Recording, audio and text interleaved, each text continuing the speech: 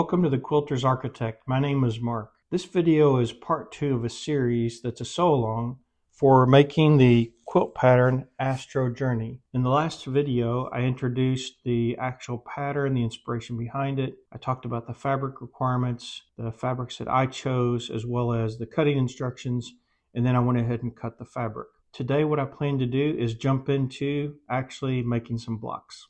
And so we'll notice on the quilt pattern that we have 6 of these larger star blocks. It's a double sawtooth star with a pinwheel in the center. If we go over to page 3, you'll notice that the instructions start out with the very center of this large block where you see that pinwheel. And so notice here that it tells us there's an appendix page for making HSTs. And so we can refer to that to get the general instructions. If you're not already familiar with that, you can follow that appendix page and see the instructions about how I plan to make the HSTs. Back on page 3, we need fabric pieces H and T, and we'll make 24 HST squares. So looking at our cutting instructions, we can see that fabric pieces H and T, H is blue in my case. I have, those are 3 1/4 inch squares. I've already set aside those here. And also fabric piece T is in my white fabric, and those are as well 3 1/4 inch squares. So I went ahead and just counted out 12 of those so that I can make 24 of the HSTs, because as we know, when we sew the 2 pieces of fabric together and cut that, we end up getting 2 HSTs from those 2 pieces of fabric. Most of you are probably already very versed at making HSTs. If you do look at that appendix page, you'll notice that one of the first things it tells us to do is to mark a line corner to corner on our square. And usually this is a little easier, I find, on the lighter fabric, because a pencil is going to draw a little easier on the back of a lighter fabric. So we'll do this to all our light fabric squares, and then we can start sewing those together. We can do chain piecing on those. So I'm ready to sew my HSTs for the inner pinwheel, and I've already marked the 12 lighter or white piece of fabrics. So I'm going to sew those together, and we'll do these with chain piecing.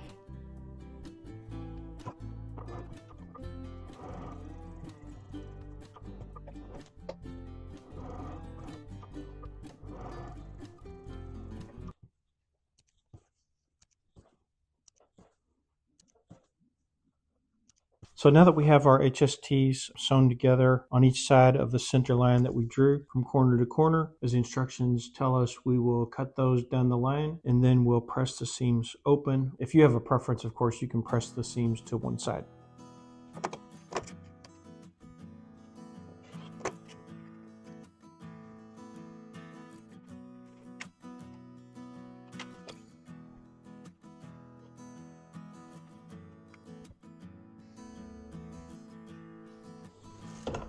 So I've ironed all of my HSTs, have 24 of them, and next, as the appendix tells us under HST instructions, as well as here on page 3, we want to trim our HSTs once we have them done, once we have them pressed, so that we can square them up. And so we'll take a ruler that has a 45-degree line across it, and we'll use that to cut all 4 sides, lining up with where the fabrics meet in the center on our 45-degree line. So I'm going to cut all of them. As it mentions here, these are cut to 2 1/2 inch squares.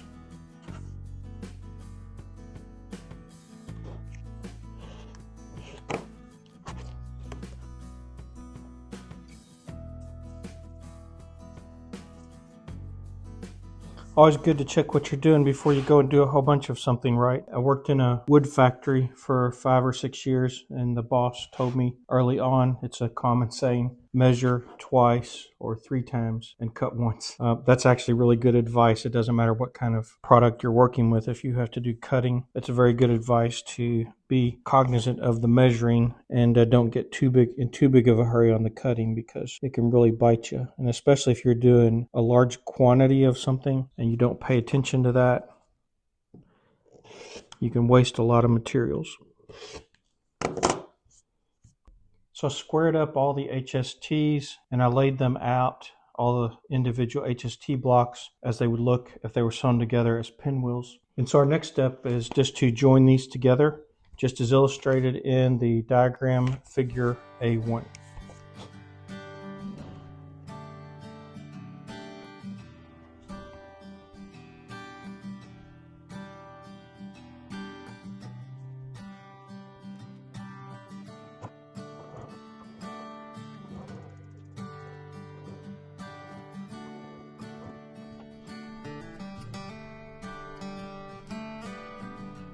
Okay, so I chain pieced the top 2 pieces and the bottom 2 pieces of each pinwheel together. I'm going to cut those and I'll press the seams apart, and then I'll sew the tops and bottoms together.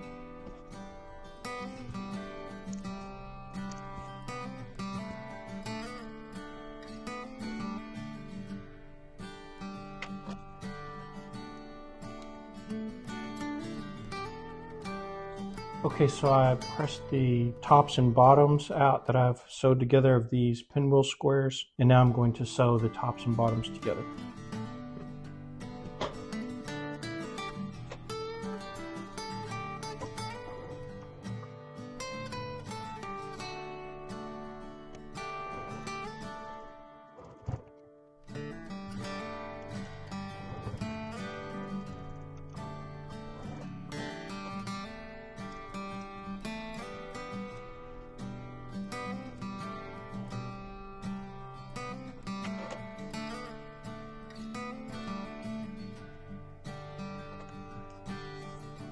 So now I've sewn together the pinwheel interior block of the larger block. I'm just putting the ruler corner to corner and trimming each side to clean off the little rough edges.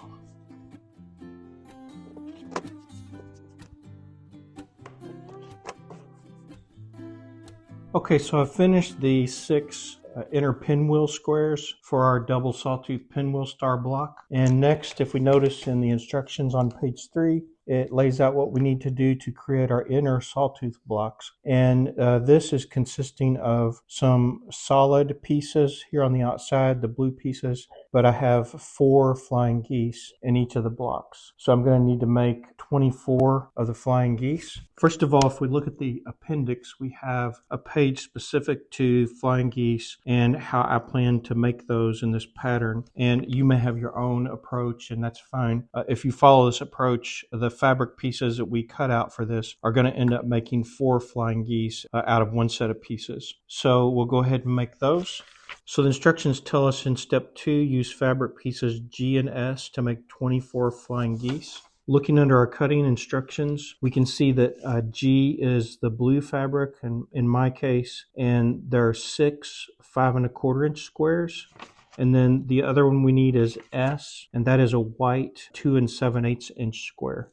So I already went ahead and pulled those together. I have both the white and the blue here ready to make the flying geese. So I'll set my inner pinwheel blocks aside, and we'll move on to the flying geese. So one of the first tips we're going to need to do with our lighter colored blocks, since they're going to lay on top of the larger block like this. When we start out for the first step, it's going to be 1 on each corner like this, and we need a line down these. You could lay these on there together and draw the line if that's your preference. My preference would be to draw those lines individually, because I might not have them laid exactly right, and then the line would be off corner to corner. You can do that however suits you the best, and I'm going to go ahead and mark all these, and then once I get that done, I'll be able to move on to the step of starting to sew together the flying geese. Okay, so I marked my smaller blocks on the back side with a line diagonal corner to corner, and looking at the instructions in the appendix for flying geese, notice it says with the right sides together, position small squares on large square, draw a center line from corner to corner on the small squares, and you may wish to pin the pieces.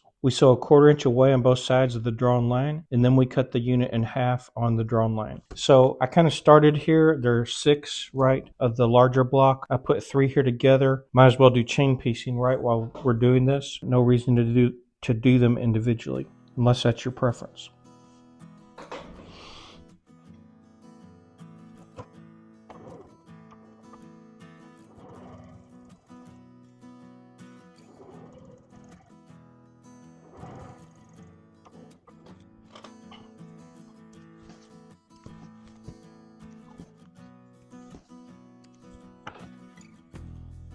Okay, so we sewed on one side of the line. We'll turn them around and sew a 1/4 inch on the other side of the line.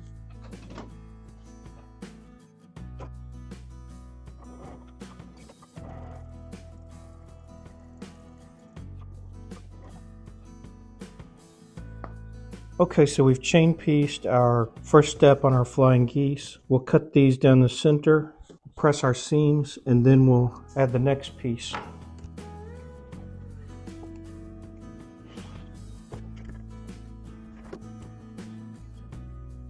If you're newer to flying geese, this is an important reminder to press the seams towards the triangles. And this is important on flying geese to avoid distorting the fabric. And so when I say press towards the triangle, I mean these little triangles here, right? The 2 points that are of the smaller pieces. And so what we'll do is, if we lay the seam is laid flat back there, but we'll just turn them up just enough for the point of the iron to go below them, and this gets us a nice clean crease where the seam is right to where it's sewn. And then once we have that, we can just press those open with the iron. So this is a case where you don't want to press the seams open.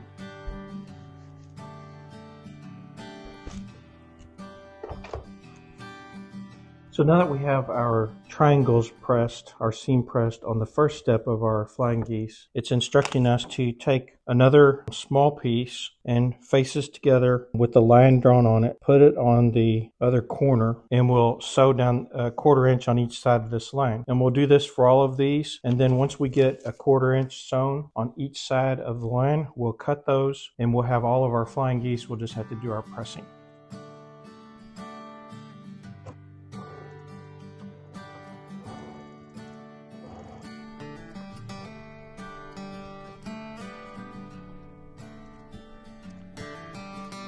Okay, so I've sewed one side of the line a 1/4 inch away from it, and I'll go back in the other direction and sew on the other side of the line.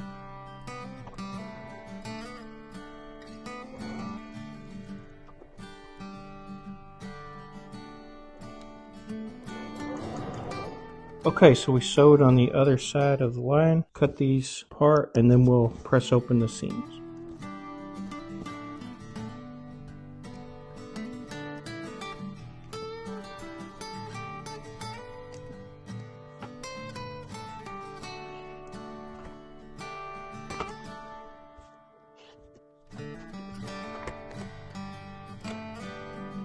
Okay, so this is a similar ironing as the other, where we're pressing the seam towards the triangle.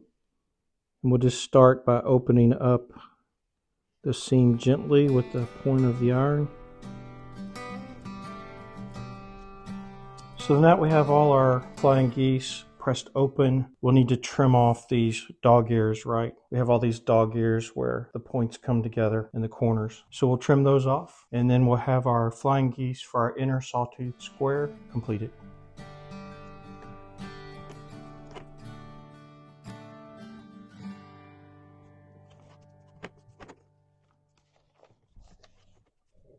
Okay, so now that we have our flying geese done for the inner sawtooth star, we'll be assembling the solid blocks F with the flying geese and the inner pinwheel to create our inner sawtooth star. And so we'll go ahead and start working on those. Again, if you look at the cutting instructions list, fabric piece F is the 2.5 inch squares, and in my case, this blue fabric.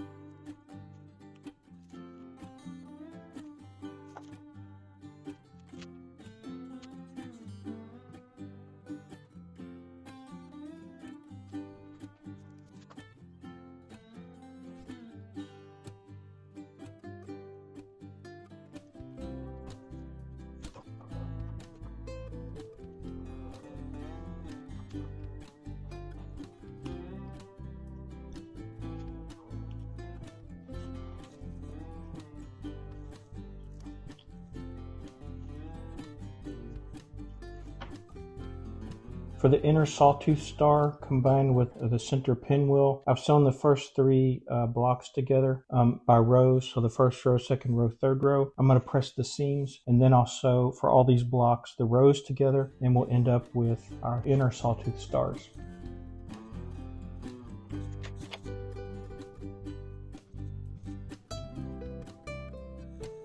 I've joined together the first three rows of pieces, and now I'm going to join the three rows to form the entire inner sawtooth star block.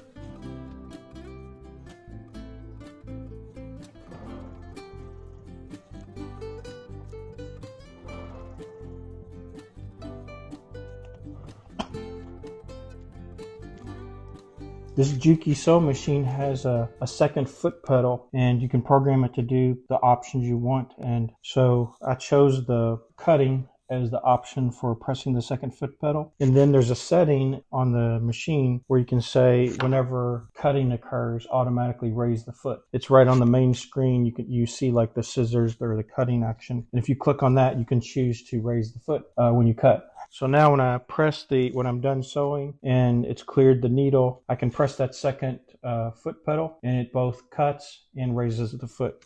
So it's very convenient. Of course, anyone could, press the buttons also, but I really like that. I find it to be a very helpful feature on this machine. Okay, so time to sew the top two rows that have been joined, or join those with the bottom row.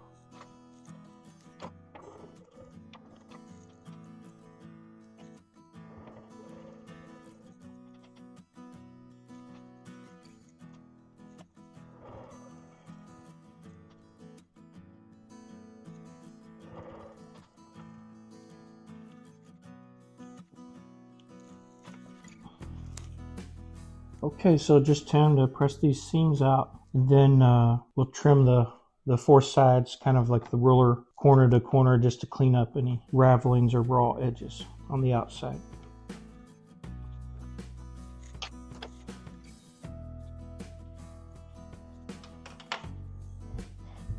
Okay, finished up joining all the pieces for the inner sawtooth star block with the pinwheel in the center. So the outer portion of the block is another sawtooth star and consists of flying geese along with solids in the corner. And so looking at the instructions to make the flying geese, we need fabric pieces M and E, and looking at our list of cutting instructions with the fabric pieces, M is the 6 9 1/4 inch squares, and in my case this is black, and then E is 24 4 7/8 inch squares, in my case the blue fabric. And so we'll be using these as we did before to make flying geese. So one of the steps we can do to make this a little easier, unless you're good at doing things just by sight, is we'll place the blue blocks, in my case, on top of the other block facing each other, and we'll draw a diagonal line. And we'll use that diagonal line when we're doing our sewing, because we'll sew a 1/4 inch on each side of that. And so I still need to do that.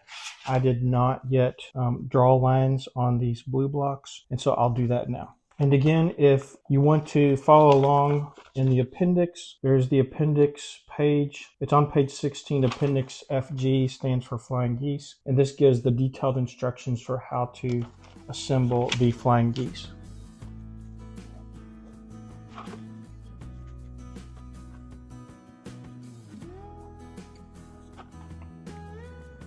Okay, so I marked the back from corner to corner of all of my smaller squares, in my case blue. You'll notice here on page 4 of our pattern instructions, it says we're to make 24 flying geese. Each one of these larger blocks combined with the smaller blocks is going to make 4.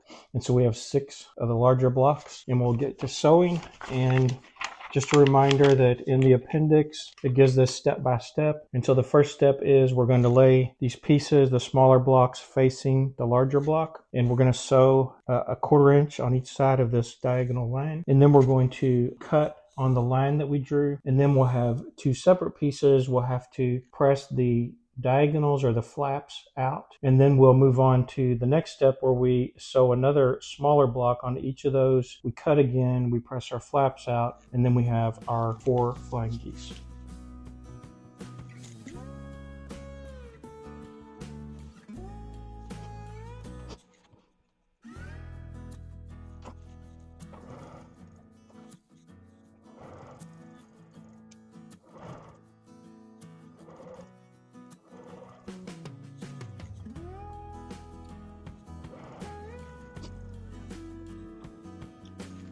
Okay, we sewed down one side of our drawn line 1/4 inch, and we're just going to turn around and go back and sew on the other side of that same line 1/4 inch again.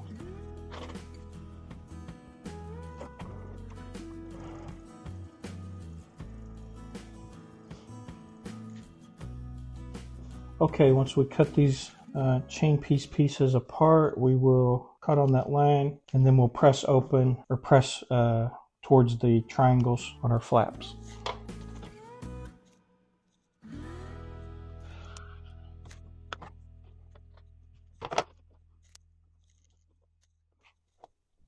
And one thing just to mention that's important for the flying geese is press seams towards the triangles. So we're not trying to press open the seams, but rather we're pressing towards these triangles or flaps. And first of all, we just take our iron and run the point up against, kind of to open that seam before we press towards the triangle. Not pressing real hard or anything, just making that nice crease there so that the seam is open.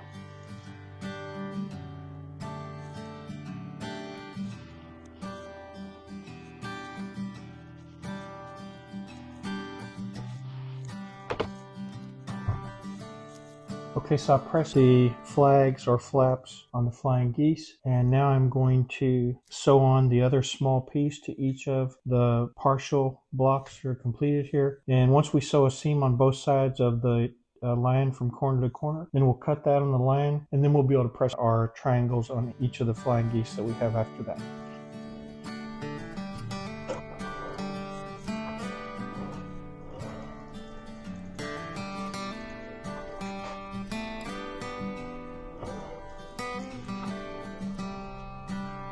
Okay, so sew down one side of the line here. Just going to cut these, and I'll sew down the other side of the line.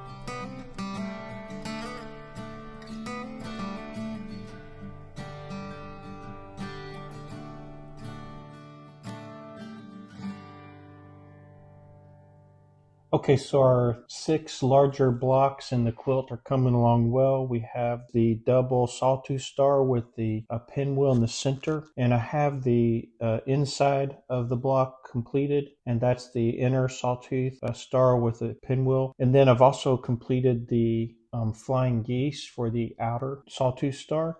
Along with this, if you look at the pattern instructions, we have fabric pieces L, which are these 4.5, in my case, black blocks or squares. And so the next step is to assemble or join the pieces as illustrated in the pattern. And so what I'm going to do is I'll join each row of pieces, and then once that's done, I'll press those and come back, and then we'll join the rows to form the block. So time to get started sewing those together.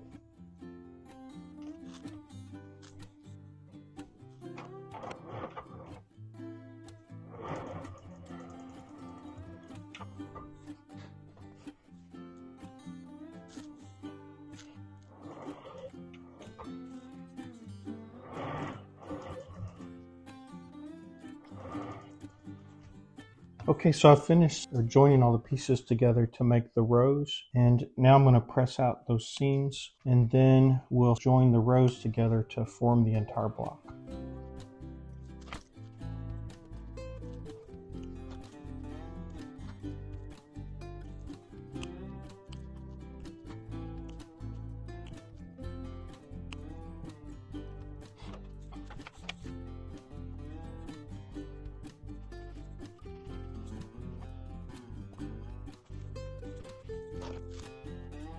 So after joining the pieces to create rows 1, 2, and 3 in my Double Sawtooth Star pinwheel blocks, now I'm going to join the 3 rows together to complete forming these blocks. And then once that's done, we'll just have to press out the seams. So time to get sewing again.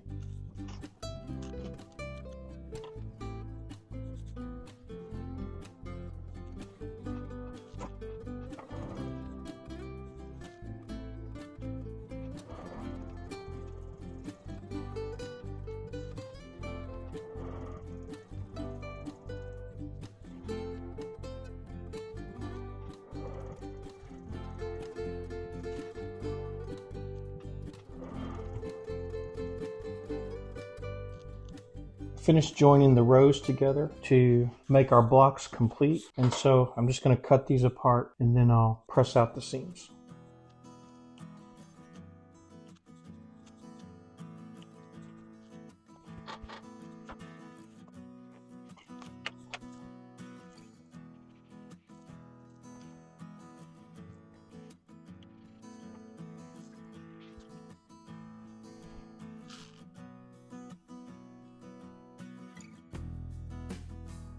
Well, these double sawtooth star blocks being composed of the inner pinwheel, the inner sawtooth star, and then the outer sawtooth star makes for a fairly involved block, at least from my perspective. So it's a really good feeling to get these 6 large blocks done that are going to make up like the outside corners and the middle on each side on the quilt. And I hope you enjoyed this sew along and watch me work through this block on the pattern. In the next video in this series, I'm going to start working on making the eccentric star blocks. There's 16 of those. I look forward to having you join me for that. Please leave any comments you'd like to share. Give a thumbs up if you enjoyed the video.